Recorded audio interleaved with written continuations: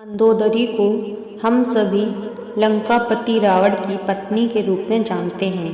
रामायण में उनका वर्णन एक सुंदर, पवित्र और धर्मनिष्ठ महिला के रूप में किया गया है, जिसने माता सीता के अपने पति द्वारा किए गए अपहरण का भी विद्रोह किया। मंदोदरी ही वो थी जिसने रावण को समझाया कि वो जो कर रहा है वह सरासर अधर्म है। हमने अपने पूरे जीवन में भगवान राम, उनकी पत्नी सीता, उनके संघर्ष और रावण के खिलाफ लड़ाई, हनुमान, अयोध्या आदि की कहानियों के बारे में पढ़ा और सुना है, लेकिन हमने कभी मंदोदरी की पीड़ा के बारे में नहीं सुना कि आखिर उसके पति दशावतार रावण के मरने के बाद उसका क्या हुआ। मंदोदरी ने रावण को चेतावनी देने की कोशिश की, यह जानते हुए कि रावण अपने विनाश के मार्ग पर जा रहा है। उसने उसे अधर्म के मार्ग पर ले जाने के लिए सभी प्रयास किए, लेकिन कहते हैं ना, विनाश काले विपरीत बुद्धि। रावण का विनाश नजदीक था, इसलिए वो नहीं माना।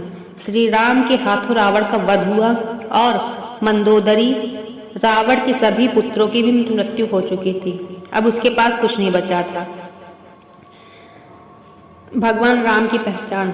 अपनी व्यथित अवस्था में उन्होंने भगवान राम की ओर देखा और महसूस किया कि वह कोई नश्वर नहीं बल्कि भगवान विष्णु के अवतार थे। रावण के अंत के बाद श्री राम ने विभीषण को लंका पर शासन करने की सलाह दी और सदैव धर्म पर चलने को कहा। उन्होंने उसे मंदोदरी से विवाह करने और उसे लंका की महारानी के रूप में फिर से स्थापित करने की भी सलाह दी। उन्होंने मंदोदरी को सांत्वना दी और उसे एक रानी के रूप में अपने कर्तव्यों को याद दिलाया।